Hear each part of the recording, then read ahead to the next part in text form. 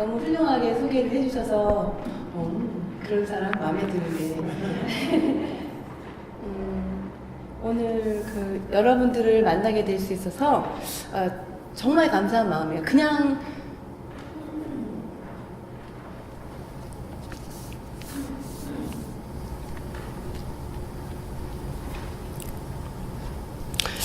그냥 하는 말이 아니라 향린 교회가 그리스도의 향기잖아요, 그죠? 이웃의 어떤 그리스도의 향기와 맞닿았을 때 우리가 움직여지잖아요, 마음이. 또 그런 공동체를 이렇게 볼 때 참 감동스러워요.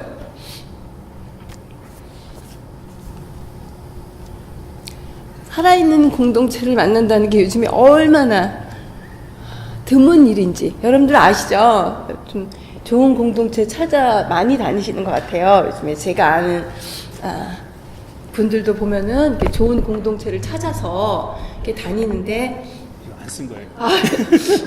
그냥 아까워라. 쓰셔도 돼요. 네, 그래서 정말 이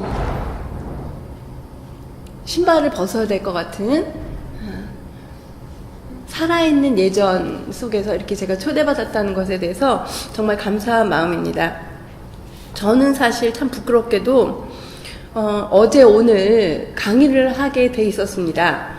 근데 2번이나 강의를 하는 게 좀 싫었고 부담스러워서 이제 오늘 후배를 만나러 가야 된다고 이제 강의를 취소하고 좀 여유 있게 쉬면서 제가 이제 좋아하는 후배님들이라서 이제 커피나 마시면서 이렇게 담소를 하고 이제 돌아가려고 연락을 했는데 어떻게 해서 이제 지금이 원래는 오늘 거기 성당에서 강의를 해야 하는 그 시간이에요.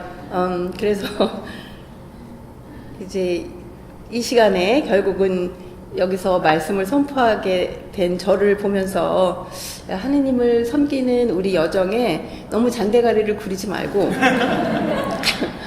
순직하게 일을 해야 되는 이런 또 쓰레기차를 피하다 왜냐하면 강의 포맷하고 설교 포맷은 완전히 다르잖아요. 그래서 그걸 다시 써야 하면서 제가 제 발등에 찍었는데 그런데 또 다시 생각해 보면 늘 제가 꿈꾸는 그 살아있는 공동체로 나를 또 불러주셨구나 이런 생각을 이렇게 하게 되었습니다. 오늘 우리는 이제 성지 주일이라고 해서 예수님의 입성 예루살렘으로 가는 그 길을 그 여정을 이제 기념합니다. 이제 예수님은 당신에게 주어진 운명의 길을 따라서 한 걸음 한 걸음 걸어가십니다. 예수님은 돌아가시기 전날 못내 사랑하셨던 또 그리고 끝내 사랑하셨던 제자들과 함께 마지막 저녁을 드실 거고 또 제자들의 발을 닦아주시겠죠. 또 두려움과 의혹 속에서 밤새 기도를 하실 거고 또 불의한 법정에서 부당한 대우를 받고 또 십자가를 지고 처형장으로 가실 겁니다. 우리는 전례적으로 이 시기에 죽음을 통해 부활로 나아가는 파스카의 신비를 거행합니다. 그런데 요즘 저도 이렇게 나이를 들으면서 한국에 있는 친구와 통화를 했어요. 그런데 요즘에 벚꽃 엔딩 저희 때는 봄하면 목련이었는데 요즘엔 벚꽃인 것 같아요. 그래서 벚꽃이 너무 좋고 그런 얘기들이 많이 올라오면서 과연 우리는 몇 번의 봄을 맞을 수 있을까 이런 이야기를 했습니다. 또 우리는 파스카의 신비를 과연 몇 번이나 더 거행할 수 있을까? 우리에게 주어진 이 파스카를 거행하는 이 특별한 이 시간은 하느님의 신부 속으로 걸어 들어가라는 초대인데요. 너무나 당연하게 어떨 때는 정말 너무 바쁘게 지내다가 벌써 성지주일이야. 벌써 부활이야. 어머, 또 몇 번 빠졌더니 성령 대축일이야. 이렇게 지나가는 속에서 특별한 초대인데요, 이 시간이. 그 신비 속으로 걸어 들어가야만 하는데, 또 걸어 들어가라는 초대인데, 이 초대는 내 인생에 과연 몇 번이 남았을까? 우리는 모릅니다. 그래서 이 시간 속에서 우리가 정말 이 회중도 또 저도 그 하느님의 신비를 조금이라도 이렇게 함께 맛볼 수 있었으면 얼마나 좋을까 하는 그런 기도를 하면서 이 묵상을 적었어요. 그래서 그것을 나누려고 합니다. 저는 오늘 말씀으로 마르코 복음이 그리는 예수님의 순환사를 택했습니다. 이 복음서의 예수님은 십자가 위에서 권능을 드러내시는 그런 메시아가 아니고 혼란과 의심 속에서 하느님, 하느님 왜 저를 버리셨습니까? 하고 질문하는 그런 고통의 메시아입니다. 여러분들이 그 묵상을 좀 해보셨으면 아시겠지만 요한복음을 가지고 묵상을 하시면 자게 돼요. 왜냐면 너무 담담하셔서. 그리고 예수님이 나는 다 이루었다. 자, 이렇게 짝짓기를 해주시잖아요. 성모님하고 요한하고 안녕. 이렇게 난 갑니다. 그런데 이 마르코 복음서를 보면 너무 장식이 없고 너무 적나라하고 그야말로 raw material 같처럼 이렇게 인간적으로 예수님이 그 고통하시고 의심하시고 그 불확실성 속에서 외치고 돌아가셨다. 이렇게 끝납니다. 이 복음서 마르코 복음을 제가 좋아하는 이유는 원래 부활사가 없다는 거 아시죠? 마르코 복음은 원래 부활사가 없습니다. 그리고 성서를 보시면 두 번 벚꽃 엔딩이 아니라 마르코 복음 엔딩이 두 번 나오죠. 그래서 여기 뭐 좀 에디토리얼한 그 히스토리가 복잡한 것 같은 그런 느낌을 벌써 주고요. 원래 많은 학자들이 이 복음서에는 부활사가 없고 빈 무덤으로 끝난다고 되어 있습니다. 그러니까 다시 말하면 확신 없이 끝난다 이거예요. 승리의 확신 없이 끝납니다. 다시 말하면 이 복음은 냉정하리 많지 호락호락한 싸구려 희망을 이야기하지 않습니다. 언젠가 뉴욕의 유니언에서 가르치는 이제 메리 보이스 수녀님이 저희 수도회 수녀님이에요. 그래서 같이 저녁을 먹었습니다. 여러 신자들과 함께. 근데 그때 그 수녀님이 당신들은 예수님이 왜 돌아가셨다고 생각하냐고 그렇게 물었어요. 그러자 한 굉장히 열심한 신자가 그분은 이제 교회 다니시는 분이었는데 그분은 우리의 죄를 대신해서 돌아가셨는 거 그건 다 알지 않냐고 그렇게 말했어요. 물론 맞죠. 그거에 대해서 그랬더니 어떤 성당에 다니는 자매는 아니라고 예수님은 사랑 때문에 돌아가셨다고 그렇게 말했어요. 또 어떤 사람은 유다의 의심과 배신 때문이 아니겠냐고 그렇게 말했어요. 우리는 다 잘 알고 있죠. 이런 얘기를 할 때면 우리의 혀가 갑자기 자동적으로 돌아가면서 주일학교 때 배웠던 그 얘기가 그냥 무슨 재생 버튼을 하듯이 갑자기 두루루루 이렇게 나오는 거 느끼시죠?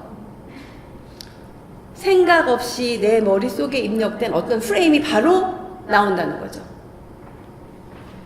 그때 그 메리가 딱 정색을 하면서 그건 그리스도가 죽은 이유고 나는 지금 역사적으로 예수가 왜 죽었냐고 그걸 묻는 거야. 그러면서 역사적 예수의 죽음은 그분이 꾸었던 혁명, 기본적인 질서를 해체하고 바꾸려 했었던 그의 일상, 그의 매번의 투쟁, 그리고 투신, 그의 삶의 태도가 아름다운 30대에 팔레스타인의 젊은이를 죽게 한 거야 라고 얘기했습니다.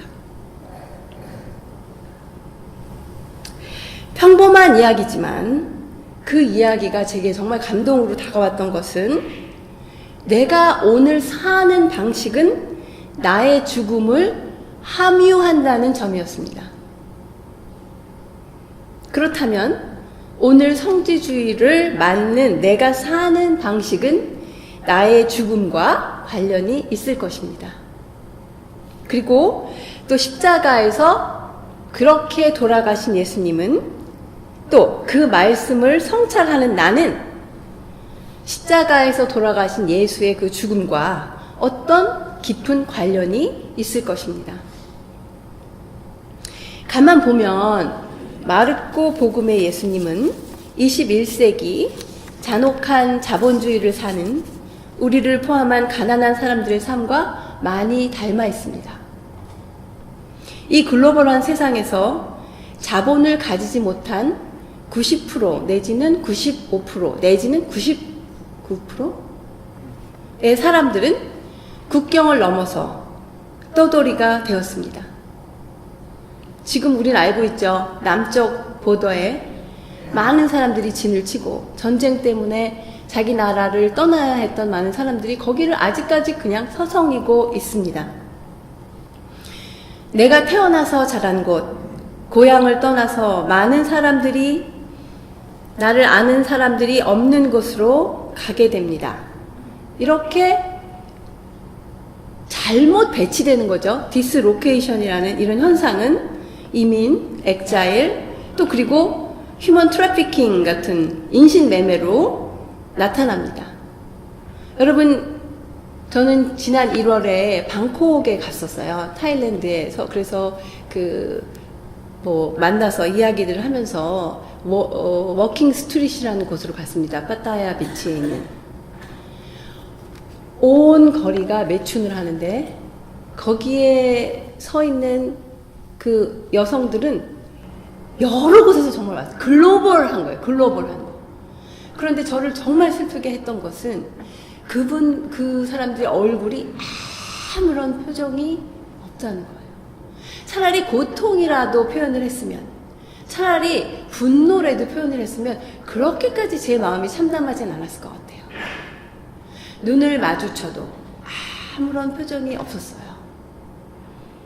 지금도 많은 아시아와 또 라틴 아메리카와 러시아의 가난한 여성들과 또 소년들이 지금도 인신매매를 통해서 그 자기의 인권을 잃어버리고 살고 있죠.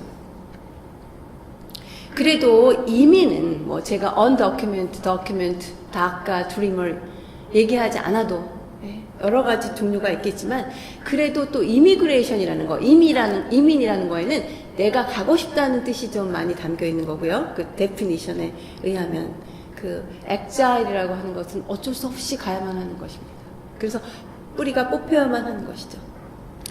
이곳 LA에도 많은 사람들이 우리를 다 포함해서 자기의 고향과 또 익숙한 언어를 떠나서 새롭게 정착을 하게 됩니다. 나에게 익숙한 모국어를 잃어버린다는 것이 당연한 것 같이 보이지만 사실 작은 일은 아니에요. 언젠가 제게 한인성당에서 이제 피정을 하면서 이제 쭉 모여있는 분들에게 지금 쓰고 있는 모자 중에서 당장 벗어버리고 싶은 모자가 있으면 하나를 골라서 벗으라고 이렇게 얘기를 했었어요. 그랬더니 물론 형제님은 저는 외아들이며 맏아들인 이 모자를 당장 벗어버리겠다고 얘기를 했고 여러 가지 모자들을 얘기했는데 한 자매님이 이렇게 얘기했어요. 미국에 살면서 영어 못하는 한국인 아줌마라는 모자가 제일 버겁다고. 또 많은 사람들이 이제 여기 어르신들도 계신데 오래전에 이민을 하셨으면 아메리칸 드림을 꿈꾸면서 이곳에 왔지만 힘든 거는 다 아시죠. 또 80년대만 해도 초이스 커피 한 병 들고 또 한국에 가면 좀 뽀대가 났어요. 미국에서 온 커피 정말 맛있다 그러면서 고마워했는데 언제부턴가 초이스 커피보다 열나 좋은 커피들이 벌써 나와 있고 또 여러분들이 한국에 딱 도착하면 사람들이 다 알아봐요. 왜 알아보는지 아세요? 손빨 날라서. 80년대에 이민 오면 80년대 화장법, 90년대 이민 왔으면 90년대 화장법, 옷 입는 스타일. 그래서 한국에 가면 다 알아봐요. 또 그래서 그게 굉장히 많은 그 교포들 사이에서 그 디프레션의 원인이에요. 내가 한국에서 괜찮았는데 그래도 나 더 좋게 좀 살아보려고 파이어니어적인 정신을 가지고 왔는데 한국에 가보면 사람들이 너무 잘 살고 나는 너무 촌스러워져 있고 또 손은 다 갈라져 있어요. 너무 고생해서. 그래서 우리가 또 저기 한국 가기 전에 또 막 마사지하고 가잖아요. 그런데 뭐 주마다 하는 마사지하는 고등학교 동창을 어떻게 당해요. 또 우리가 미국에서 산다는 게 호락호락하지 않죠. 그래서 이 카드 갖고 저 카드 돌려막고 저 카드 갖고 이 카드 돌려막다가 뭐 허리에도 삐끗해서 한번 병원에 갔다 오면 빵꾸 나요. 그렇게 우리가 정신없이 한 달을 정말 전쟁하듯이 살아갑니다. 혹시 집에 몰기지 한 여러 번 못 내고 나면 길에 나와 앉아야 되죠. 그런 불안과 불확실성, 그리고 특별히 보이지 않는 사람으로 살아가는 우리의 삶은 십자가 위에서 결국 하느님께 왜 나를 버리셨냐고 절규하는 예수님의 모습과 많이 닮아 있습니다. 그 절대절명의 고독의 순간에 당신이 누구고 또 어떤 삶을 살고 있는지를 특별히 이해할 것 같았던 제자들은 떠났습니다. 그런데 이 복음서는 이 실패한 듯한 삶 속에서 가장 부서진 순간, 또 절대 화려하지 않고 장엄하지 못한, 우리말로 하면 정말 좀 쪽팔리는 이런 순간에 성전의 휘장이 둘로 갈라졌다는 이야기를 합니다. 여기서 휘장은 지성소, 홀리 오브 홀리예요. 그러니까 여기는 하느님만, 신성만이 있는 곳이고, 여기는 인간이 올 수 있는 신성과 인성이 같이 결합해 있는 곳이라면 그것이 찢어짐으로써 우리에게 신성을 보여주는 순간이었다, 이런 얘기예요. 그러니까 가장 비참하게 루저의 모습으로 돌아가시는 그 순간, 예수님도 억울해서였는지 너무 고통스러워서였는지 소리를 친 그 순간이 우리에게 고통받는 메시아의 신성을, 그분이 하늘이었음을 보여주는 순간이었다고 이 복음서는 고백하고 있는 것입니다. 이 순간을 설명하기 위해서 많은 신학자들과 영성가들은 신비의 개념을 가져오는 거예요. 부서지고 깨지고 절망한 이 순간은 인간 예수의 진정한 정체성, 하늘이신 그분이 누구인가가 극명하게 드러나는 순간이라고 이야기하는 것입니다. 그 순간, 그런데 예수가 누구이신지를 알게 되는 사람은 예수님이 특별 교육, 디사이플 훈련을 시켰던 제자가 아니고 로마의 백인 대장이었다고 성서는 이야기하고 있습니다. 좀 뜬금없다는 생각을 저는 사실 많이 했었어요. 왜? 뭐 어떤 학자들은 뭐 로마와 잘 지내야 했다, 뭐 이런 뭐 해석도 있지만은 정말 왜 갑자기? 저는 이런 생각을 좀 해봤습니다. 어떤 감정이나 편견이 있는 그대로 그 현장에 시선을 둔 사람은 진리를 본다는 이야기입니다. 그 진리, 신비, 제가 이제 파스카의 신비 얘기했는데요. 그 본다는 것, 있는 그대로 본다는 것, 그 본다는 행위에 머무를 때 내가 놓여있는 내가 갇혀있는 어떤 프레임에서 좀 벗어날 수 있는 거고, 그걸 벗어날 때야만이 하느님을 맛보기 시작하고 하느님의 냄새를 맡기 시작하는 거예요. 제가 이 전례에 와서 너무 감동을 받은 것은 계속 처음부터 끝까지 이 스크린이 기본적인 틀을 깨고 있기 때문이에요. 그거 아시고 오시겠죠, 이 교회? 이 티피컬한 내러티브를 지금 쓰지 않아요. 이게 다 지금 기도하면서 하나하나를 해석한 내용들을 쓰고 있어요, 이 교회가 지금. 그것은 그만큼 있는 그대로 편견 없이 냉정하게 어떤 면에서 우리에게 주어진 현실을 보고 그 안에서 그리스도를 고백하겠다는 어떤 여러분 이 공동체에 굉장히 처절한 신앙 고백이라고 저는 느꼈습니다. 뭐 아닌지는 모르겠습니다만.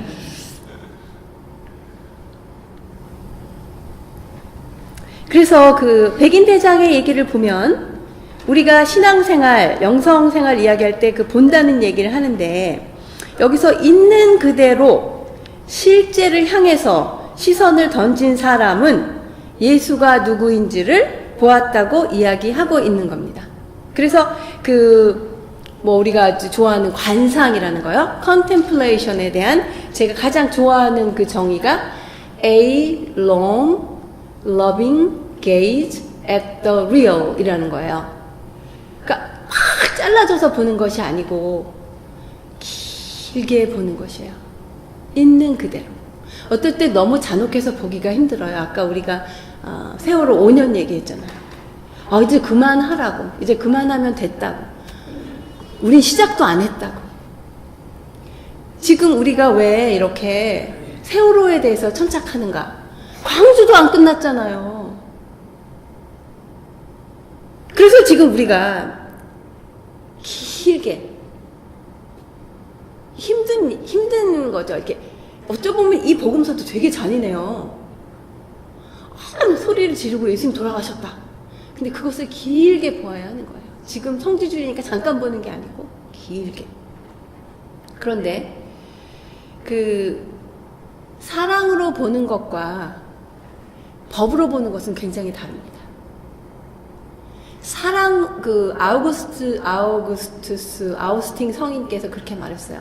사랑하라. 그러고 나서는 네가 원하는 모든 것을 하라. 사랑을 하지 않으면 입 닥쳐라. 그리고 행동도 하지 말아라. 왜냐하면 내가 어떨 때는 루어의 미세레라는 판화에 보면 그거 있어요. 천당 가는 티켓도 예약하는 부잣집 만화님이라는 판화가 하나 나옵니다. 미세레라가 계속 십자가의 길을 가고 있는 예수를 묵상한 판화인데요. 내가 하늘나라를 얻기 위해서, 하늘나라를 내가 훔치기 위해서 어떤 걸 안 하는 것보다는 나을지 모르겠지만, 엄밀한 의미에서 예수 운동이라는 것은 안과 밖을 뒤집는 거고, 그죠? 위와 아래를 뒤집는 거라면은 왜 그것을 하는가는 굉장히 중요한 이야기예요. 사랑하시나요? 사랑은 꼭 감정만은 아니에요. 감정은 사랑은 하도록 도와주는 거죠. 결혼하시기 전에는 막 자매님이 너무 아름다웠잖아요. 그런 콩깍지는 꼭 필요한 거예요. 왜냐하면 앞으로 살려면 참 힘드니까. 전 안 해봐서 모르지만 듣기로 그래요. 그래서 사랑을 가지고 실제를 보는 것이에요. 기도를 할 때 주님은 우리를 위해서 피를 흘리시고 대속하셨으며 십자가에 돌아가셨으며 3일 안에 부활하셨다. 아멘! 이렇게 하면은 거기 실제가 들어있잖아요. 또 너무 살다 보면 힘드니까 주여 믿습니다. 새벽교회를 기도를 나가서 울고불고 기도를 하면서 세상 일은 난 몰라요. 하루하루 살아요. 좋죠? 그럼 누가 빌 내줘요? 그렇게 해서 교회에 미치는 사람들도 있잖아요. 그거는 실제가 아니에요. 또 저는 죄인입니다요. 저는 죄인입니다. 뭐가 그렇게 죄인이에요? 그렇게 죄인 아니야. 너무 죄를 개인화하지 마세요. 너무 죄를 프라이빗하이즈 하지 마세요. 구조의 문제잖아요. 이 구조 속에서 정말 뛰어나게 영웅적으로 살 수 있는 사람은 참 많아요. 내가 좋은 자리를 가졌다면, 내가 아주 유리한 카드를 가졌다면. 그런데 좋은 거는요, 제가 그 얘기 참 많이 하는데요, 우리가 하늘나라에 갈 때 좋은 쾌는요, 광세게 들고 있다가 3점 나는 쾌가 아니에요. 껍데기 좀 많이 들고 있다가 그냥 많이 나는 게 좋은 것처럼, 그렇게 좋은 조건으로 그렇게 또 천당표도 딱 예매해가지고 가는 거는 그게 뭐랄까, 향기가 좀 안 나는 것 같아요. 그래서 있는 그대로의 실제를 내가 살고 있는 현장 속에서 열심히 공부하고 열심히 알아가면서 그렇게 투쟁하면서 화내는 거는 괜찮아요. 근데 여기서 가장 우리가 중요한 거, 예수님 소리치셨잖아요. 여러분들은 기죽으면 안 돼요. 교포로 살면서 말도 버벅대면서 그렇게 막 사는데 우리가 최소한 그 예수를 따른다고 할 때 우리가 실제를 산다고 할 때 정말 투쟁해야 되는 것은 거짓말 가끔 좀 할 수도 전 개인적으로 있다고 생각합니다. 네. 그렇지만 기죽으면 안 돼. 그래서 내가 하고 싶은 이야기 못하면 안 돼요. 영어로 하려니까 싸우면 딸려서. 그럼 한국말로 욕하는 거죠, 그때는. 근데, 내가 영혼을 파는 것과 같은 일이 뭘까라고 생각해보면 기죽는 거예요.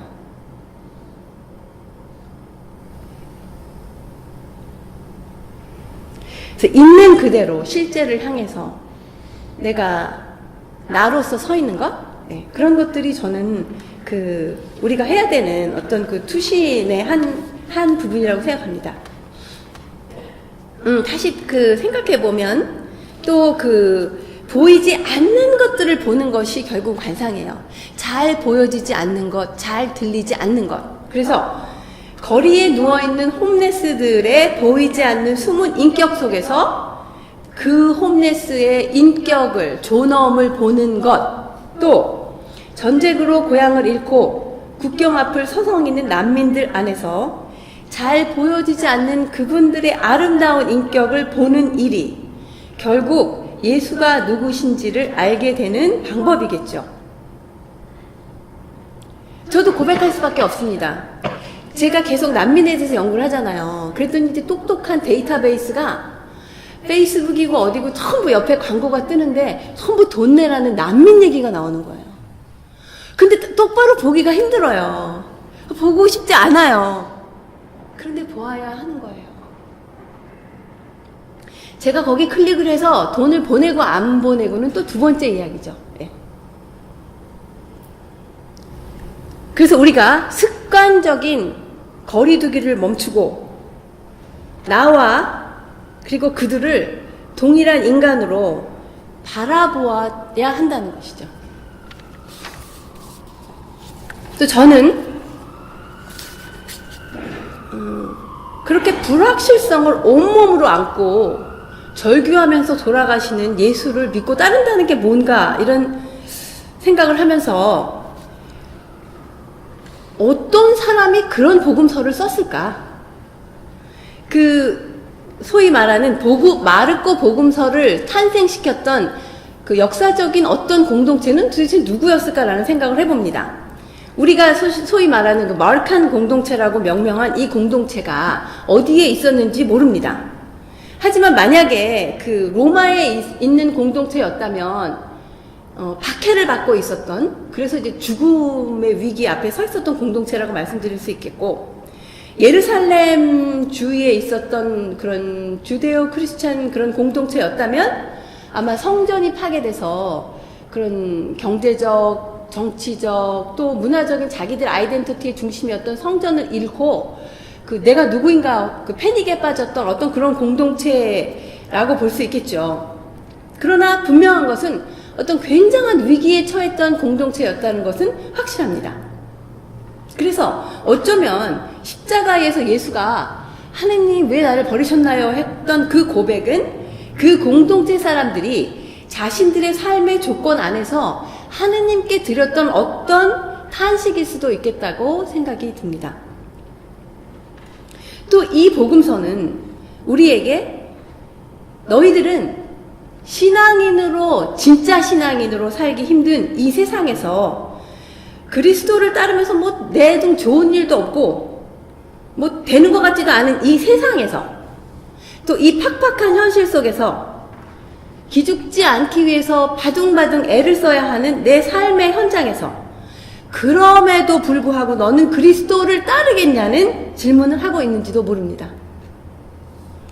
여전히 세상은 어둡고 미래는 불확실하고 편견과 확신에 쩔은 기독교주의자들은 자기들이 아는 그리스도, 기도하면 잘 살고 복받게 해주는 그리스도만이 진정한 그리스도라면서 말씀으로 비즈니스를 하고 있는 이 아득한 어둠 속에서 너희는 여전히 고통받는 메시아를 따라서 나서겠냐는 질문.